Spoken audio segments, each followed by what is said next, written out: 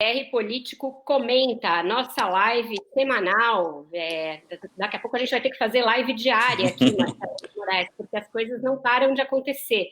Eu estava vendo há pouco a chamada da nossa live da semana passada, era BR Político comenta a saída do ministro da Saúde. E hoje, BR Político comenta a saída inesperada do ministro da Justiça, Sérgio Moro, inesperada até 2 dias atrás. Entrou no radar graças a uma crise provocada por Jair Bolsonaro. Boa tarde, Marcelo. Tarde caliente aí em Brasília. Oi, Vera, boa tarde para todo mundo. Olha, estou só pensando o que vai ser na próxima sexta, né? O pessoal na rede social está falando que sexta-feira que vem é o Paulo Guedes, é o próximo, e aí Bolsonaro vai poder pedir música no Fantástico. Está nesse nível o negócio. Só que, assim, o que a gente vê de cara, né? Está deteriorando o governo, os pilares do governo. Sérgio Moro era o pilar que mais representava o combate à corrupção, né? E a Lava Jato dentro do governo era uma participação muito simbólica dele ali desde o primeiro dia do governo, e ele saindo atirando, né, Vera? Você viu o discurso, ele estava acompanhando o discurso, a fala dele para se despedir do cargo, uma fala que ele manteve até um suspense ali, até boa parte, mas foi caminhando ali para deixar claro que tinha chegado a um limite a tolerância dele com o que estava acontecendo no governo, e atirou muito forte. Eu acho que isso que você podia até falar para a gente um pouquinho, foi muito forte o tom do Sérgio Moro, ele adotou um tom que dificilmente não vai ter consequências graves, políticas e até de investigação contra Jair Bolsonaro, né, Vera? Exatamente, Marcelo. Vamos, então, refrescar aqui para o nosso espectador a cronologia de mais essa inusitada e inesperada crise. Na quarta-feira, Jair Bolsonaro chamou o ministro Sérgio Moro e disse a ele que pretendia trocar o diretor-geral da Polícia Federal, o delegado Maurício Valeixo. Por quê? O bastidor é que o presidente estava muito incomodado com o fato de a PF ter avançado bastante no inquérito sobre fake news contra ministros do Supremo, inquérito esse que corre dentro do Supremo Tribunal Federal, no qual a PF trabalha sob orientação do ministro Alexandre de Moraes. Na quarta, eu já tinha noticiado que esse inquérito estava bastante avançado na minha coluna do Estadão. Então, Bolsonaro chamou Moro e disse que pretendia trocar Maurício Valeixo. Moro disse que não aceitaria, que não concordava. Tentaram chegar ali a uma posição de consenso quanto ao nome, quanto à forma de fazer essa troca. Maurício Valeixo até aceitaria, eventualmente, mas Bolsonaro foi inflexível, queria fazer a troca à sua maneira.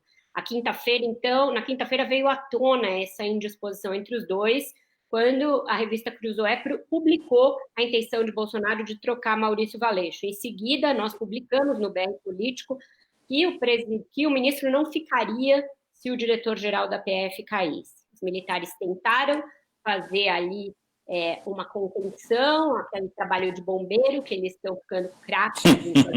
Não, né? Porque eles estão falhando miseravelmente. Está falhando, estão falhando. Bombeiros sem água. Mas tentaram dar uma de bombeiros, não adiantou. Bolsonaro precipitou a demissão de Valeixo ontem mesmo, avisou o diretor-geral da PF, e aí isso saiu publicado na madrugada no Diário Oficial. Ficou evidente que não tinha mais condição para o ministro prosseguir. Aí, Moro marcou um pronunciamento para as 11 horas, alguns ministros ainda tentaram fazer um meio de campo para evitar sua saída, mas já era tarde demais.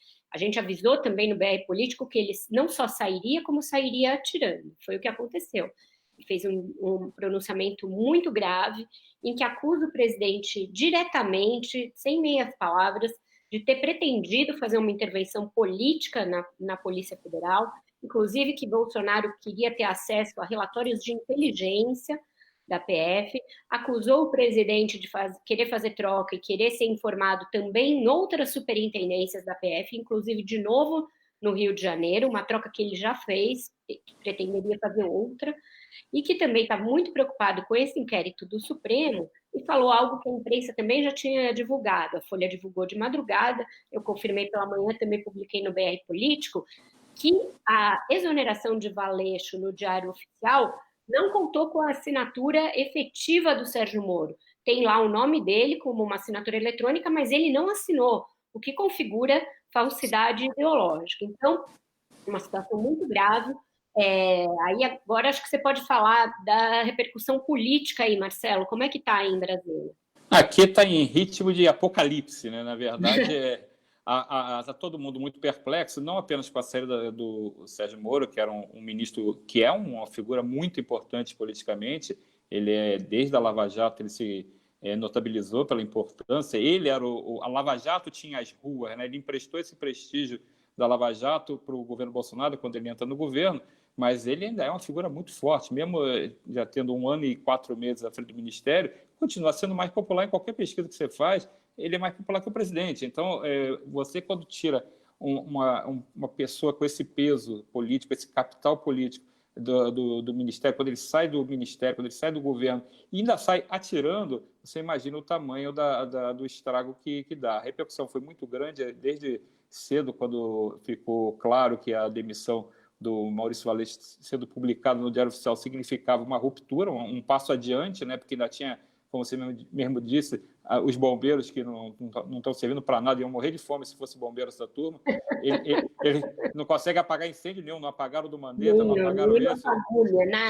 Nada, queima a casa inteira, se depender deles. Mas essa turma entrou em campo porque viu que, quando saiu publicado no Diário Oficial, ficou consumado o ato de demitir o diretor-geral da PF, o Maurício Valete, que é muito bem quisto na corporação, é muito respeitado pelos trabalhos dele na Lava Jato, é muito respeitado pelo trabalho dele dentro da polícia. Então, o Sérgio Moro, inclusive, no pronunciamento dele, ele afirmou que ele não tinha problema de tirar desde que houvesse uma causa. Não tinha uma causa. Se tivesse um erro grave sendo cometido, se tivesse alguma coisa contra ele, e nada disso foi apresentado. E mesmo assim, Sérgio Moro ainda deixou na mesa uma possibilidade de negociar para ver quem ia entrar. Ele indicaria um substituto, porque ele falou assim: eu não sou um carbonário, eu sei que aí fora tem uma pandemia, eu sei que o coronavírus é muito complicado para você fazer uma crise política agora. Ele se dispôs até isso. E apareceu o Diário Oficial com a publicação já sacramentando a saída do diretor-geral da PF, e acabou qualquer chance de ter essa conciliação.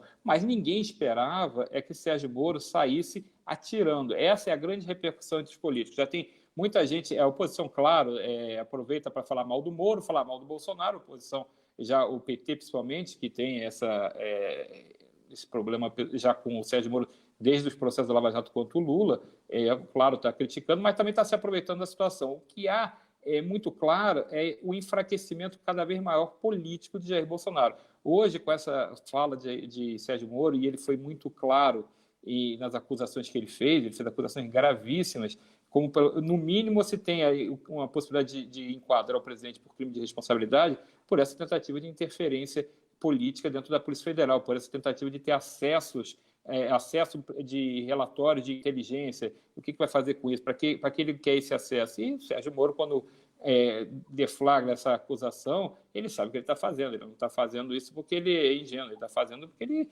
achou grave e vai botar agora na conta do presidente essa responsabilidade.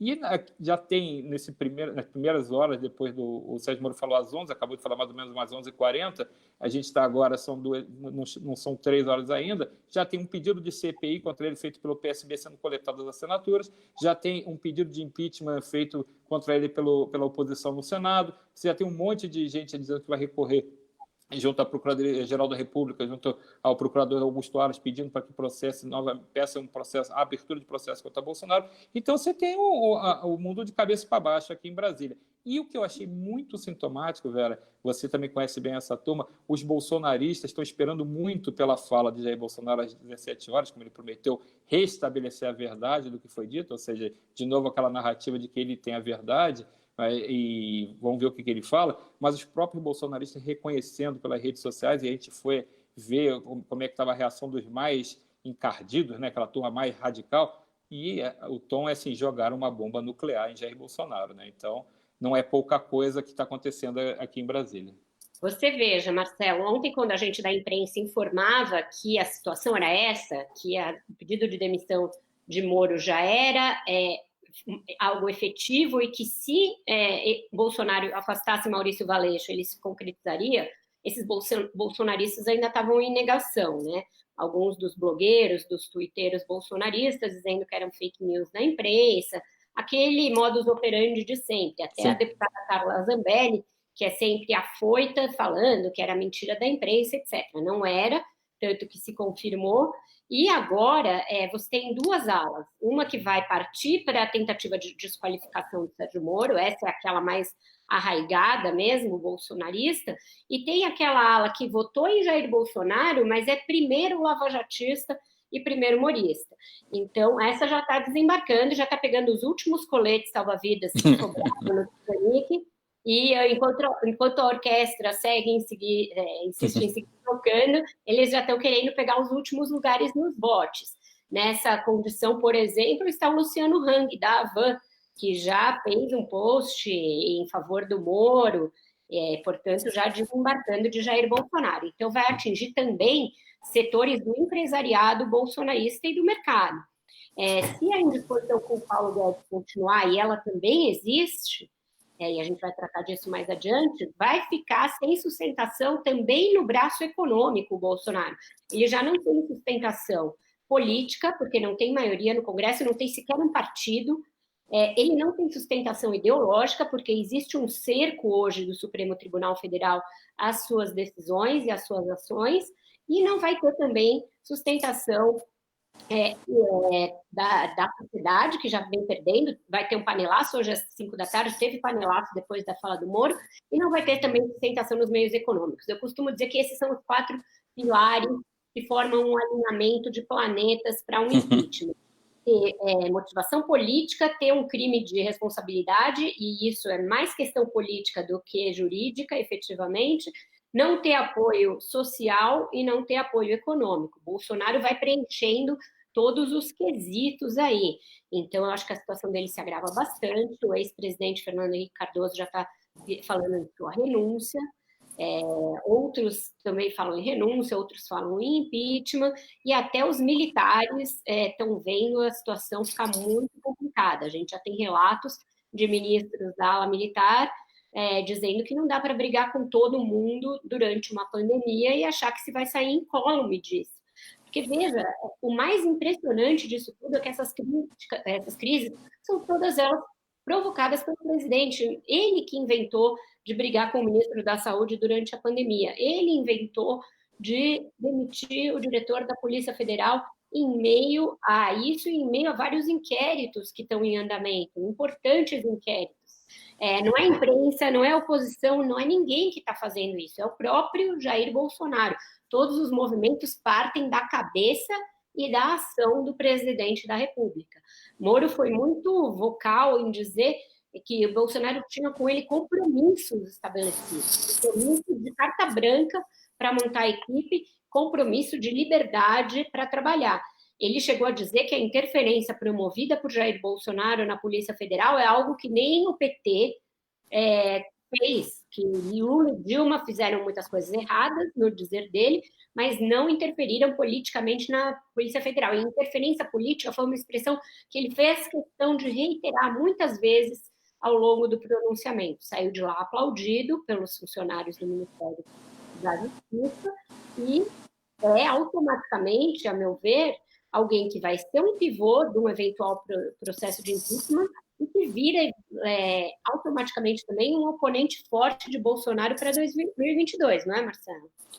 O Bolsonaro está colecionando pré-candidatos, ele tá botando o bloco na rua dos próprios aliados, transformando eles em adversários. Mandetta também foi colocado, quando saiu do Ministério, foi colocado também como já um nome para se pensar em 2022, pelo desempenho dele na frente do Ministério da Saúde no combate ao coronavírus, que, aliás, é importante a gente lembrar, tem um coronavírus aí, não sei se essa turma percebeu, né? Ontem foi o pior dia em registro, a gente sabe que tem um estoque que foi acumulado por conta do feriado, mas foi registrado em 24 horas o pior número em termos de óbitos. Você teve 407 mortes sendo registrados nas últimas 24 horas, e vai vir um resultado daqui a pouco, mais um dia, e mostra que pode até não ser 407 o que seja a média que está acontecendo, mas tem muita gente morrendo ainda. A questão, por exemplo, no Amazonas está gravíssima, em São Paulo continua muito séria, então não é um cenário fácil para você alimentar toda semana uma nova crise. E essa crise que você mexe no cerne, ali, no coração da política do governo, você espalha o caos para todas as áreas. Como é que você vai estabelecer uma ação política para a saúde, para combater o coronavírus, como é que você vai estabelecer umas medidas na economia para combater os efeitos que o coronavírus também está causando, se você está com o seu coração ali todo concentrado em tentar apagar os incêndios políticos que não param de acontecer e provocados, como você bem disse, pelo próprio governo. Não é a imprensa que chega lá e diz, eu estou com a denúncia. Não, é o próprio presidente que vai lá e decide tirar o diretor da PF, é o presidente que bate cabeça lá junto com o ministro da Saúde, Mandetta, porque não concorda com a política de isolamento, embora seja essa recomendação em toda a parte do mundo. Então, ele está alimentando os próprios inimigos dele. E para se entender a situação como é grave, nesse momento, o Bolsonaro estava tendo uma operação política de se aproximar muito seriamente do centrão, em troca de criar pela primeira vez uma base política dentro do Congresso. Por que ele precisa disso? Porque esse isolamento político dele deixou ele muito vulnerável a um processo de impeachment, e a gente sabe que estão acontecendo essas investigações feitas pelo Supremo, tem outros processos que estão sendo, a questão da CPI da fake news também, a CPMI da fake news também continua trabalhando, pode produzir relatórios que envolvam pessoas ligadas ao grupo bolsonarista. Então, o presidente estava muito vulnerável dentro do Congresso e sujeito até sofreu a abertura de um processo de impeachment, que eu acho que agora tem grandes chances de avançar por conta das revelações feitas hoje pelo agora ex-ministro Sérgio Moro. Porque uma coisa é um deputado de pequeno porte, uma denúncia na imprensa, uma coisa assim mais localizada ser apresentada como o fato que vai justificar. É forte, é legal, é bacana, mas tem um peso que vai até aqui. Outra coisa é você ter uma acusação gravíssima feita por um integrante do governo, um ministro do tamanho do Sérgio Moro, que participava dessa questão, que como conduzia a Polícia Federal, como funcionava a atuação da Polícia Federal, e ele dizer que o chefe dele, no caso o presidente, queria interferir politicamente no comando não só da direção, como das superintendências regionais. Então, era quase que montar um esquema de aparelhamento político dentro da ação da Polícia Federal para, provavelmente, até blindar pessoas próximas dele. Então, isso é uma denúncia, não é nem gravíssima, já, como a gente estava falando, é uma bomba atômica que ele vai ter que administrar politicamente. A gente sabe que denúncias, às vezes, não avançam porque os governos conseguem construir maiorias dentro do Congresso para barrar impeachment. Michel Temer teve 3 pedidos de processo de abertura de impeachment contra ele durante o mandato após o impeachment de Dilma Rousseff. Ele teve 3 processos que ele conseguiu sobreviver politicamente, porque ele conseguiu formar essa maioria, especialmente no primeiro pedido, que era o mais grave, que era o Joesley Gate, né, revelações das conversas dele com o pessoal da JBS, e ele conseguiu sobreviver, mas aí não teve reforma da Previdência, o governo implodiu, você foi tocar a bola ali até o final só cumprindo tabela, mas não tinha mais força política para fazer quase nada. Bolsonaro passa a ser agora um refém dessa fala hoje de Sérgio Moro. Sérgio Moro jogou ali uma bomba que explodiu, e se ele vai sair vivo agora é que a gente vai ver, porque ele vai... Muito importante essa fala que ele promete fazer às 17 horas, para a gente saber qual é o tom das explicações de Bolsonaro, se é que tem alguma explicação que pode ser dada nesse caso. Só que o que eu acho é o seguinte, você tem um presidente acuado, você tem nesse momento politicamente ele claramente na defensiva, brigando com o meio mundo, que é outra característica desse governo, ele abre muita frente de batalha simultânea, você vê, ele tem briga com o Congresso, ele tem briga com o Rodrigo Maia, ele tem briga com o Supremo, ele tem briga com a imprensa, ele tem briga com o Mandetta, ele tem briga agora com o Sérgio Moro, então é muita frente, briga com a oposição, então é muita gente para você administrar, e quem vive pelo fogo, morre pelo fogo, né? Não adianta você ficar brigando tanto assim que vai acabar, em alguma hora você se quebra e é muito difícil a situação política dele nesse momento. E você veja, Marcelo, um telespectador aqui nos pergunta se o Centrão pode dar a sustentação de que Bolsonaro precisa nesse momento. O próprio Marcelo escreveu nessa semana que o Centrão, uma coisa é você cortejar e a outra é você levar. Lula e Dilma tentaram fazer do Centrão o esteio para que ela não caísse em 2016. O que acontecia? A gente presenciou, a gente estava cobrindo lá. Esses deputados e senadores do Centrão saíam do hotel onde o Lula estava negociando e iam para o Jaburu negociar com o Michel Temer logo em seguida.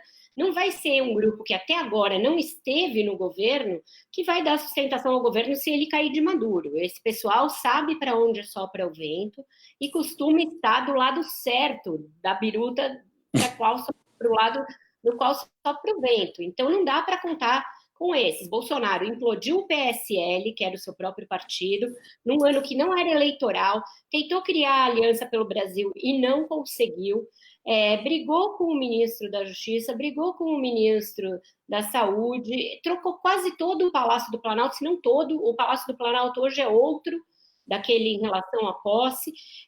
Essas coisas não costumam sair barato sempre. Você pode sair barato 1, 2, 3 vezes, mas não para sempre. Na verdade, o que se comprou na eleição, em razão do desgaste do PT, da enorme rejeição justificada do PT, foi um Bolsonaro que não existia. Bolsonaro liberal na economia e Bolsonaro combatente da corrupção. Nenhum desses dois personagens existe no mundo real. Bolsonaro nunca foi liberal na economia e jamais deu qualquer contribuição ao combate à corrupção. Ele pegou carona na Lava Jato. Sua atuação como parlamentar nunca incluiu conselho de ética, nunca incluiu nenhuma CPI, nunca incluiu uma denúncia contra ninguém. Bolsonaro era um deputado de baixo clero, preocupado em defender a ditadura militar, defender torturador, defender interesses dos militares, interesses corporativos e sindicais, e ponto final. E defender a empresa estatal. Era isso que ele fazia como deputado, não combater a corrupção. Isso foi um personagem criado para a campanha que o antipetismo ajudou a consolidar. Então, quando o Sérgio Moro, esse sim, um símbolo do combate à corrupção, porque teve trabalho efetivo na Lava Jato, sai do governo, ele perde esse ativo. Bolsonaro perde esse ativo do combate à corrupção.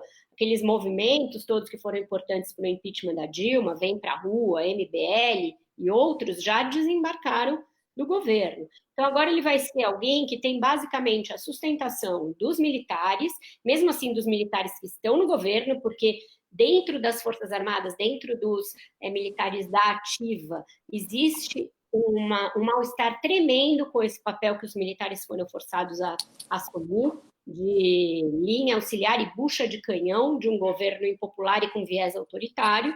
Isso traz de volta os piores pesadelos dos militares, de uma coisa que eles queriam ver morta, que é a associação com uma ditadura que deixou de existir. Então, é um governo que vai ficando com muito pouco pilar de sustentação. No Supremo Tribunal Federal, só nos últimos dias, pelo menos 4 ministros deram decisões contrárias ao governo. Marco Aurélio Mello, Alexandre de Moraes, Celso de Mello e também o ministro Ricardo Lewandowski. Barroso, 5, e você vai ter um 6º, que é o ministro Celso de Mello, que é o decano da corte, que ontem fez um importante pedido de informação para a Câmara a respeito de pedidos de impeachment que tramitam contra Bolsonaro lá na Câmara. Então, ele está conseguindo até essa proeza, que é de unir as diferentes alas do Supremo Tribunal Federal para aplicar um torniquete institucional.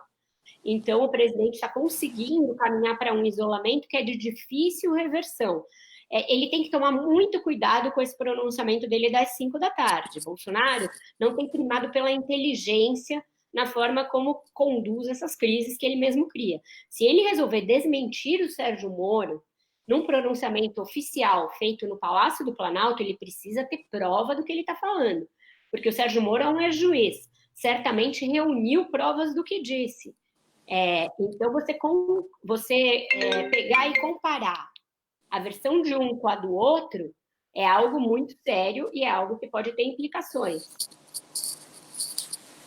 Vera, eu acho o seguinte, que isso é muito grave mesmo. Você tem essa questão se o presidente não tomar cuidado, ele realmente pode aumentar ainda mais a temperatura da situação, porque a gente sabe que quando ele faz, às vezes, aqueles pronunciamentos dele, ele exagera no tom, ele erra o tom, avança o sinal. E, nesse caso, o ministro Sérgio Moro, agora ex-ministro, né, ele é muito claro na afirmação dele. Teve uma tentativa de interferência política na Polícia Federal, teve uma tentativa de interferência política para ter acesso a relatórios de inteligência, relatórios privados da corporação. Então, é muito grave. Ele vai ter que dizer assim, não teve. Aí vai ficar, provavelmente vai ter uma careação, vai ter, olha, eu tenho aqui a prova assim, a prova assado, e isso vai piorar a situação. E eu queria também chamar a atenção, Vera, que no meio disso tudo, a economia vai cada vez mais indo para o buraco também.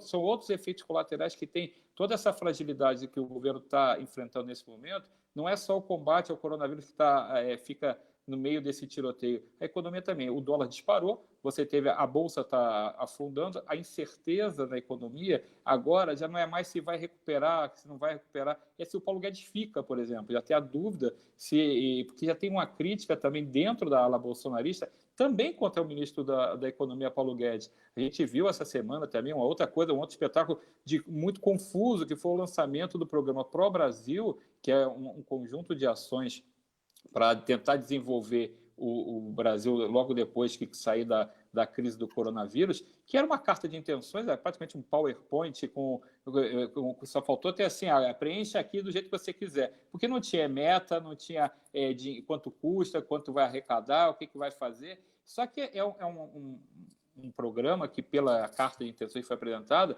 ele vai demandar muito a ação do Estado, a ação do próprio governo federal. E aí claro que a equipe econômica já gritou, primeiro que ficou de fora dessa concepção desse pacote. Segundo, que ele exige exatamente uma coisa oposta do que tem defendido desde sempre Paulo Guedes. Paulo Guedes quer o menos Estado possível, e esse quer o mais Estado possível. Então, ele vai na contramão do que o liberalismo de Paulo Guedes defende. E claro que dentro da equipe econômica ficou um mal-estar horroroso, quando apelidaram esse programa Pro Brasil de Dilma 3, porque seria uma continuação dos PACs, né, os programas que Dilma apresentou durante seu governo, de programa de aceleração de crescimento, que era mais ou menos isso, obra para burro, tentativa de retomar crescimento através de obras. E essa ala desenvolvimentista é bem típica dentro do Exército. Os militares defendem essa linha, tanto que Bolsonaro sempre seguiu essa linha, como você estava falando. Ele não é um liberal, ele nunca foi dessa vertente liberal, ele é dessa ala que os militares gostam de fazer, de sair para... o Estado vai lá, bota dinheiro. Então, tem esse enorme mal-estar também dentro da economia. Não se sabe até quando o Paulo Guedes pode estar disposto também a permanecer dentro do calor dessa fritura. Claro que com a saída do Sérgio Moro hoje mudou a pauta, né? Se o Paulo Guedes era a bola da vez, deixou de ser porque Moro avançou todas as linhas ali, passou a ser o grande centro das confusões, mas você tem, se a gente parar a pensar, você tem o presidente na Berlinda sendo acusado de interferência indevida na Polícia Federal, você tem o Congresso, um relacionamento péssimo com o presidente, a economia perdida ali sem saber se o ministro fica ou não fica, e a saúde, a pandemia do coronavírus fazendo suas vítimas. Então, eu acho que é o pior cenário que a gente podia ter nesse momento, né, Vera? Pior cenário. Eu quero comentar um pouco essa fala sobre o Guedes e responder algumas perguntas aqui. Eu estou com o olho na outra tela porque eu estou vendo as perguntas dos nossos internautas. Em relação ao Guedes, foi totalmente tirada da cartola essa pauta desenvolvimentista desse PAC 3 aí, o PAC do Bolsonaro. Até nisso, o bolsonarismo vai ficando com a cara do PT. O Paulo Guedes não contava com isso, já teve de dar um cavalo de pau na sua agenda para suprir a demanda do coronavírus e fazer ajuda emergencial aos mais vulneráveis e também ajuda aos estados, ajuda as empresas, ajuda aos bancos. Então, já tem uma abertura de cofre para a qual a gente não tem dinheiro. Então, você já está operando num vermelho muito maior do que o vermelho que vinha. De onde vai sair dinheiro para fazer estrada, para fazer aeroporto, para fazer... Parece uma coisa tirada da cabeça de algum lunático esse plano. Tanto que, se você olhar o tal do PowerPoint, ele não tem lé com cré. Nada. Foi tirado ali rapidinho porque o presidente quis lançar. E a gente está vivendo um governo em que o presidente tem as ideias e quer que executem, e tem muito puxa-saco disposto a executar. Isso, o que vai ter um preço lá na frente, é um preço para nós, como cidadãos, que vamos pagar essa conta, uma conta que não tem como fechar. Então, nisso, o ministro Paulo Guedes está correto. Como falar em plano de infraestrutura, em Brasil grande, retomar uma época do regime militar, Brasil homem ou deixo, sem dinheiro nenhum. Os militares, aliás, quebraram o país, fizeram inflação com base nessa política de Brasil grande. Então, não vai ter privatização esse ano, como já admite até o Salim Matar, que é o responsável pelas privatizações, porque o coronavírus acabou com qualquer possibilidade de investimento, não é só aqui, é no mundo inteiro, e você ainda tem o Bolsonaro vivendo um delírio dos anos 70, de que vai fazer obra com dinheiro que não existe, com um Estado grande que também já não existe mais, e que é o oposto daquilo que o Paulo Guedes sempre defendeu. O ministro está muito, muito contrariado com isso. Ele está contrariado não só com os militares que dão sustentação a isso, mas também com o ministro Rogério Marinho, que era seu auxiliar e que é um dos urdidores desse plano Brasil Grande. Ele está chamando nos bastidores Rogério Marinho de traidor e fala PAC do Marinho. Então, para você ver o nível de indisposição na própria equipe econômica. Isso não é uma coisa trivial, isso é uma coisa que o mercado financeiro, que apostou as fichas no Bolsonaro, engoliu muita coisa do Bolsonaro, foi condescendente com o autoritarismo do Bolsonaro, porque falava, o Guedes está lá, na hora que não tiver mais Guedes, não sobra essa perna. O nosso internauta Daniel pergunta se essa predisposição do Bolsonaro para as brigas não é uma influência do filho Carlos. Aí, nesse caso, Daniel, a gente não sabe o que veio primeiro, o ovo ou a galinha. O Carlos é que é filho do Bolsonaro, né? Se você pensar na história de vida do Carlos Bolsonaro, é uma história de vida já pautada por essa sandice da cabeça do presidente. Porque a mãe do Carlos Bolsonaro, Rogéria, era vereadora quando se separou do Jair Bolsonaro. Carlos Bolsonaro tinha, então, 17 anos. E Bolsonaro decidiu que o mandato era dele e não dela. E pôs o filho para derrotar a própria mãe na Câmara de Vereadores da Câmara. O Carlos Bolsonaro teve de ser emancipado antes de ser maior de idade para disputar e vencer a mãe numa disputa eleitoral. Nem Shakespeare, nem Freud imaginariam um enredo como esse, mas ele aconteceu na família Bolsonaro. Uma pessoa que começa na vida política com esse estigma não é uma pessoa que vai ter uma vida normal dali para frente. Então, a relação do Carlos Bolsonaro com o pai não é uma relação normal.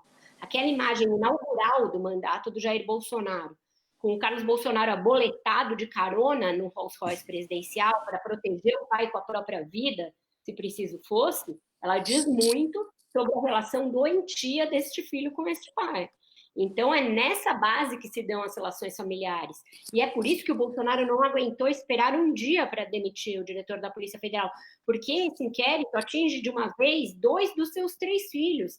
Tem um assessor do gabinete do Eduardo Bolsonaro que está envolvido até a cabeça e até a medula com fake news, usando, inclusive, o seu e-mail da Câmara para disparar fake news. Isso já está documentado pela CPI, pelo inquérito. Carlos Bolsonaro é um dos cabeças desse esquema, e o Flávio Bolsonaro já tem o caso Queiroz ali, no qual a PF também tem ligação. Então, vejam que não é uma coisa qualquer, é uma coisa de pai para filho, essa interferência na PF. E a gente tem uma outra pergunta aqui sobre se haveria crime de responsabilidade. Ministros do Supremo, ouvidos sob anonimato aí por vários jornais nessa sexta, já opinaram que sim. Eu vejo pelo menos 2. Obstrução à justiça, com essa interferência na PF durante um inquérito e pedidos de relatórios, e falsidade ideológica. Você falsear a assinatura do ministro num despacho de exoneração configura falsidade ideológica. Então, pelo menos 2.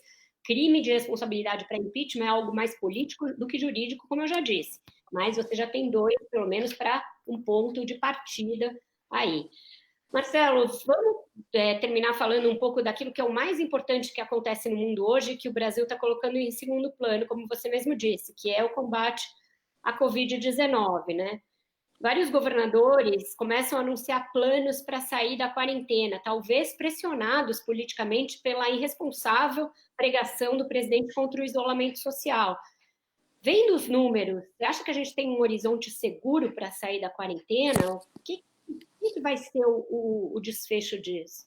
Eu acho que a pressão existe e a gente sabe que os governadores, prefeitos são todos políticos, né? Eles são sensíveis à pressão. Ontem até no BR Política eu publiquei uma fala do prefeito de Teresina, o Firmino Filho, que falou assim: todos os dias tem alguém me pedindo para flexibilizar a quarentena, todos os dias alguém me pressiona para abrir a quarentena, e ele falando assim, mas não dá, não pode, é irresponsável. Então, você tem uma pressão, seja das pessoas que estão realmente cansadas do distanciamento, né? Realmente é uma coisa desgastante, todo mundo sabe disso, como a economia, que o comércio, todo mundo quer retomar as atividades. Só que é o seguinte, o vírus, pelos números que a gente tem, ele ainda não deu uma trégua. Ele pode até estar conseguindo ter uma curva achatada, principalmente pelo trabalho que foi feito até agora pela equipe do ex-ministro Luiz Henrique Mandetta, e ele mesmo falou uma coisa que era importante: o resultado que a gente vê hoje é o de 15 dias atrás, é o que foi feito 15 dias atrás, você colhe hoje. Então, a gente tem um ministro fora do governo há uma semana, mais ou menos.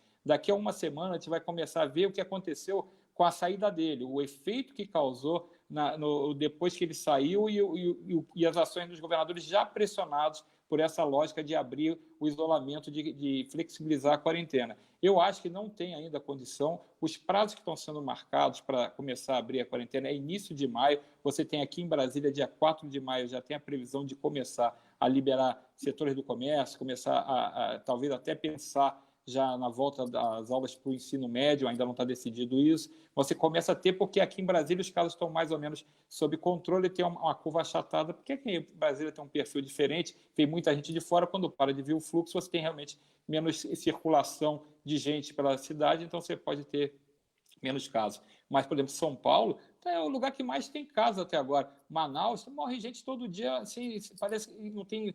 As vagas da UTI estão acabando. Então, como é que você vai falar numa estratégia global para todo mundo de começar a romper o isolamento, começar a diminuir a quarentena? Eu acho que a gente pode ser que esteja cometendo um erro grave por conta dessa pressão para liberar, porque você periga ter uma segunda onda voltando. Você dá uma baixada na curva ali, acha que está tudo bem e resolve abrir correndo tudo, e quando você vê, volta tudo ao início, você começa a contaminar um monte de gente de novo e a gente pode estar caindo numa armadilha. Eu acho que precisa prudência. Eu vi hoje já uma fala do governador de São Paulo, João Dória, dizendo que pode ser que ele reavalie até a data que ele estava estabelecendo para começar a iniciar essa retirada, essa retomada da economia, que a partir do dia 10 de maio começaria a ver o que acontece. Já vi que ele está até estudando se vale a pena de novo. Mas, Vera, eu queria só completar com uma coisa. Eu vi uma postagem do Paulo Coelho no Twitter dele dizendo que o Brasil parece uma série do Netflix, né? É incrível, né?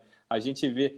Eu não sei o que a gente vai estar falando aqui na sexta-feira que vem, porque, olha, é uma caixa de Pandora. Cada vez que você abre, sai um negócio mais maluco do que o outro, né? Se você pensar, em janeiro, quando o Moro foi lá ao Roda Viva, teve uma crise com ele. Bolsonaro ameaçou tirar dele a área de segurança pública e ele disse que sairia do governo naquela ocasião. Mas os bombeiros, naquela ocasião, conseguiram debelar a crise, ele ficou, aí veio a pandemia do coronavírus, ele saiu do radar, e assim ele estava, fora do radar. Nenhum de nós poderia imaginar que voltaria a entrar no radar e que dessa vez sairia mesmo. Ele, inclusive, na saída dele, manifestou contrariedade com a forma como o presidente conduz o combate à pandemia. Ele disse que agora ele acha que ele vai ser mais útil no combate ao coronavírus e que tinha até outras discordâncias com as quais ele não quer falar. Essas discordâncias dizem respeito a dois aspectos que eu abordei nos nossos textos do BR Político. Essa discordância em relação à forma de conduzir a pandemia de forma irresponsável e também a aproximação com o Centrão, a qual você se referiu mais cedo na nossa live. Então, isso também são coisas sobre as quais um Moro já liberado do Ministério vai poder falar logo mais à frente. Então, as coisas vão ficando muito complicadas para o Bolsonaro. Vamos ver o que ele vai falar hoje às 5 da tarde. Não é simples esse pronunciamento, porque ele não pode partir com os dois pés no peito do Sérgio Moro, como ele fez com outros que ele demitiu, porque Sérgio Moro é Sérgio Moro e tem muito mais popularidade do que ele próprio. Então, vamos ver como vai ser a situação. Não basta só chamar o Moro de comunista, com generais que deixaram o governo. Com ele, o enredo é um pouquinho mais complicado e não é tão simples assim de rotulá-lo de inimigo da pátria e tal, porque é alguém que tem aí no seu currículo a Lava Jato. Colocou um ex-presidente na cadeia, colocou Eduardo Cunha na cadeia, vários governadores, Marcelo Odebrecht, vários empreiteiros, pessoas de todos os partidos. Classificar de comunista vai ser um triplo twist carpado, né? Ainda tem um outro problema, a gente tem que ver quem vai para o lugar dele. Bolsonaro vai nomear alguém para o Ministério da Justiça, vai nomear alguém para a direção da Polícia Federal, porque Sérgio Moro saiu, como ele mesmo disse, já está empacotando as coisas, já está limpando as gavetas. Você tem uma vaga. O que eu apurei aqui, que um dos candidatos fortes para ser ministro no lugar dele é o atual ministro ali do esquema do Planalto, aquela turma ali do entorno do presidente, que é o Jorge Oliveira, que é uma pessoa de muita confiança do presidente, né? O pai trabalhou com o Bolsonaro, ele mesmo trabalhou como chefe de gabinete do Bolsonaro e do Eduardo Bolsonaro também. Então, é uma pessoa muito da cozinha do bolsonarismo. Mas a questão mais importante é saber o seguinte: e quem vai assumir pela PF vai ter... Como é que fica a reação interna ali na PF? Que o Moro disse que o Bolsonaro quer interferência política dentro da instituição. Como é que vão ficar as coisas? Então, é muito importante ver o que vai acontecer agora, né, Vera? O nome do Bolsonaro para o comando da PF, e o Moro também fez questão de quebrar esse off, é o do atual comandante da ABIN, a agência de espionagem do governo, que é o Alexandre Ramagem. Ele é diretor, ele é, aliás, delegado da PF e está atualmente na ABIN. Agora, você veja a complicação disso. Esse é o delegado da PF que o Carlos Bolsonaro levou para dentro do palácio para criar a tal ABIN paralela. Quando o general Santos Cruz e o Bebiano tolheram esse plano, ele virou o diretor da ABIN real. Você misturar as áreas de espionagem e a Polícia Federal, que é uma polícia de Estado e não de governo, não faz sentido nenhum. É como se nos Estados Unidos a CIA e o FBI começassem a trabalhar numa fusão, e ambas controladas pelo presidente da República. Não é assim, são duas agências separadas, as duas com autonomia funcional, que não podem estar subordinadas à ingerência política. Assim é num Estado democrático. Bolsonaro está querendo subverter essa independência das agências de investigação e de inteligência, e isso tem um custo institucional. Muita gente perguntando aqui, Marcelo, e o Rodrigo Maia, acha que ele vai partir? Ele está quieto por enquanto, né? Está quieto, ele tem ficado quieto porque, como ele tem sido também muito alvo de pressão do grupo bolsonarista, a gente tem visto que o chamado gabinete do ódio, né, escolheu o Rodrigo Maia como um dos alvos preferenciais. É uma campanha muito grande, a gente sabe que tem muita coisa ali que é artificial, que é robô, mas tem muita coisa que também são a turma mais feroz ali das redes sociais, que também está atacando o presidente da Câmara, porque foi colocado como um sabotador do governo Bolsonaro, um sabotador da equipe econômica. Teve realmente um rompimento do Rodrigo Maia com o ministro Paulo Guedes, pelo mesmo motivo, né, os recursos que precisam ser repassados para os estados, virou uma negociação que parece que a equipe econômica interpreta que o Rodrigo Maia está comandando quase uma pauta-bomba contra a economia do país. O Rodrigo Maia acha que o governo está fechando o bolso demais, que não está entendendo o alcance da pandemia, e virou um atrito que se tornou um relacionamento muito ruim. Só que Rodrigo Maia é presidente da Câmara até o dia 31 de janeiro, ou seja, qualquer processo de impeachment passa necessariamente, obrigatoriamente e literalmente pela mesa dele. Então, se ele vai colocar para andar, ele vai consultar, óbvio, o ambiente político, mas ele, nesse momento, com o Moro acrescentando esse peso contra Bolsonaro, vai ficar muito difícil se chegar um pedido embasado nessas declarações do ex-ministro Moro, e se o presidente Jair Bolsonaro não der uma explicação satisfatória hoje à tarde ou daqui para frente, vai ser muito difícil ele sentar em cima de um pedido desse. Até porque o ministro do Supremo, Celso Mello, deu aquele despacho mandando ele se manifestar sobre o pedido de impeachment. Então, acho que está crescendo muita pressão para que o Rodrigo Maia coloque para andar. Ele sabe, todo mundo sabe, nós vivemos recentemente o processo de impeachment da Dilma, o processo de impeachment que não foi aberto não prosperou contra Michel Temer.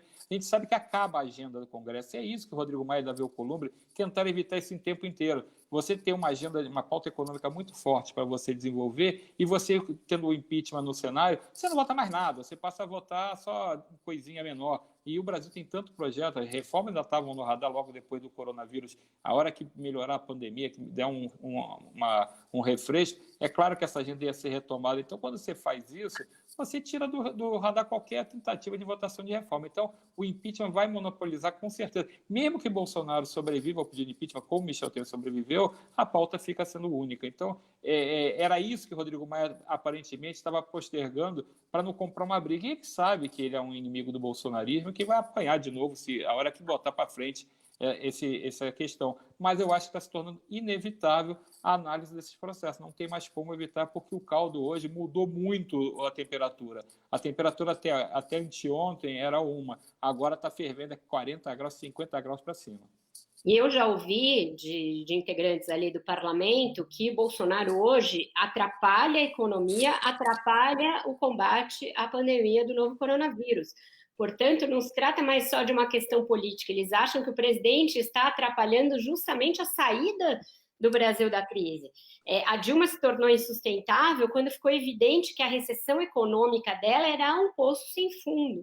Foi isso que acabou definindo o destino dela. Até poucos meses antes do impeachment, embora o Eduardo Cunha já tivesse brigado com ela, você ainda tinha os presidentes dos bancos dando aval à sua permanência, falando, olha, impeachment não é a hora, tanto do Bradesco quanto do Itaú, quando esses tiraram o tapete de apoio debaixo do pé da Dilma, é que se formou a condição para o impeachment.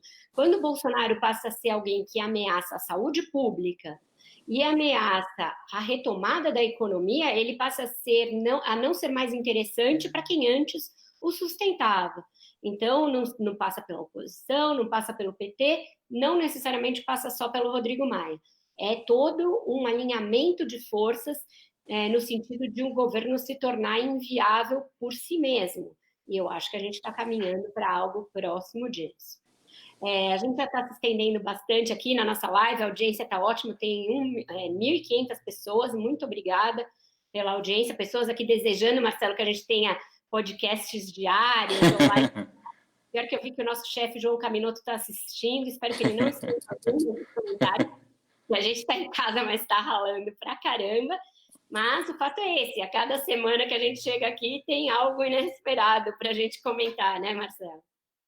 É isso aí. Agora, eu continuo preocupado muito com o que vai acontecer, né? Esse day after é o que a gente vai ter que olhar a partir de agora, e a semana que vem certamente vai ser muito temperada por essa briga Moro-Bolsonaro, muito temperada pelos efeitos na economia e muito temperada ainda pelo coronavírus. A gente não pode esquecer, e o meu grande medo é esse, essa crise acabe sendo tão grande que a gente não veja como é grave, como a pandemia ainda está aí fora, como ela afeta a saúde das pessoas, e isso acaba ficando em segundo plano, porque a crise política se transformou numa coisa tão gigante que se perdeu o controle dela. Então, é importante você falar isso, porque com essa crise inesperada no Ministério da Justiça, passou meio batida a primeira semana do novo ministro da Saúde, Nelson Teich, e ela foi marcada por um certo retrocesso na sistemática com que o Ministério vem lidando com a pandemia.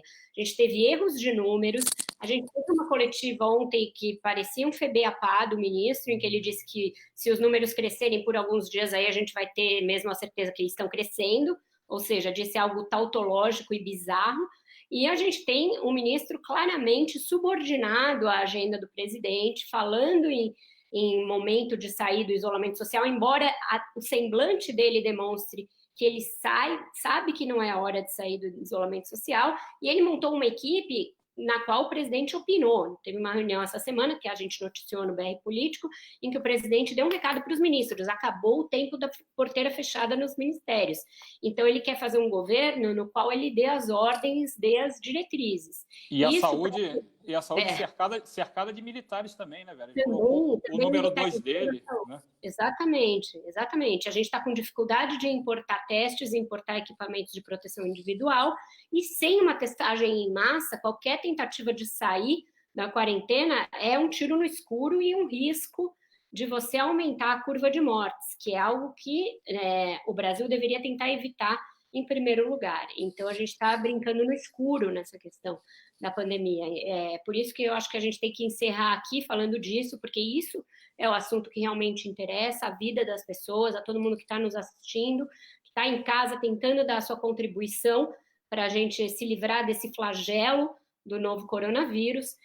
Então, o que tem de ser feito neste momento é não ouvir político nenhum, ouvir as autoridades de saúde corretas, esqueçam os políticos nesse momento.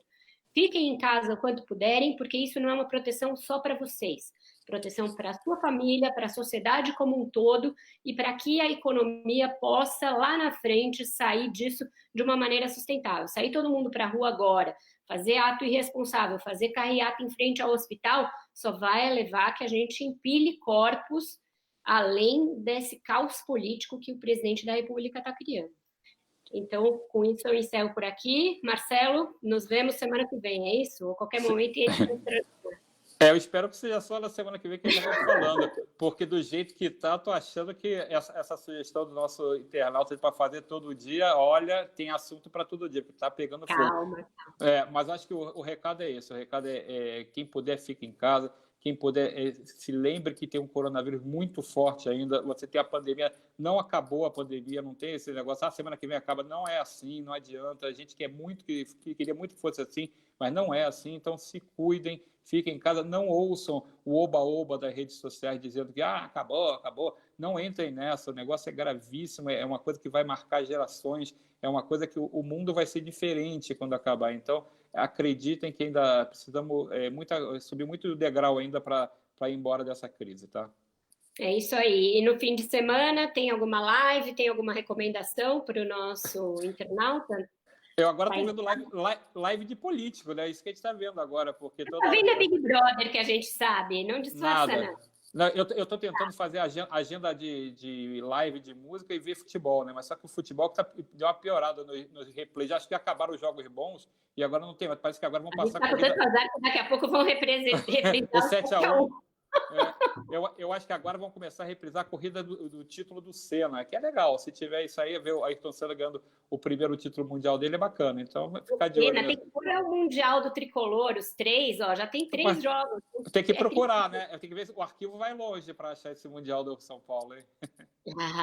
Não, ó, de live de música tem Dave Matthews Band, para quem gosta de rock, hoje à noite, e para quem gosta de axé e tal, tem a Ivete Sangalo amanhã, que essa promete, é uma bem grande também. São as duas que me ocorrem de cabeça. Para quem gosta de show antigo, né? Tem muita banda que está disponibilizando shows deles, antigos, clássicos. O Pink Floyd, no site oficial dele, está fazendo isso. Nessa sexta-feira, agora... também. Já deve ter ido ao ar, mas é só entrar no site que está lá, que foi, se eu não me engano, dessa sexta-feira hoje, foi o show ao vivo em Pompeia, que é um show clássico, da formação clássica do Pink Floyd, quando ainda tinha todo mundo lá, os principais componentes, ainda estava o Roger Waters, ainda tocava com o David Gilmour, estava todo mundo lá, é um grande show. Então, para quem... Tá fácil de olhar, tem muita live aí, a gente vai ter que ficar vendo a live agora do presidente, naquele... Ele vai trazer a resposta dele, né, para as questões que apresentou o Sérgio Moro, mas tem muita coisa boa para se distrair também por aí. Para relaxar dessa loucura depois. Tchau, Marcelo. Tchau, pessoal. Até semana que vem. Tchau, gente. Até.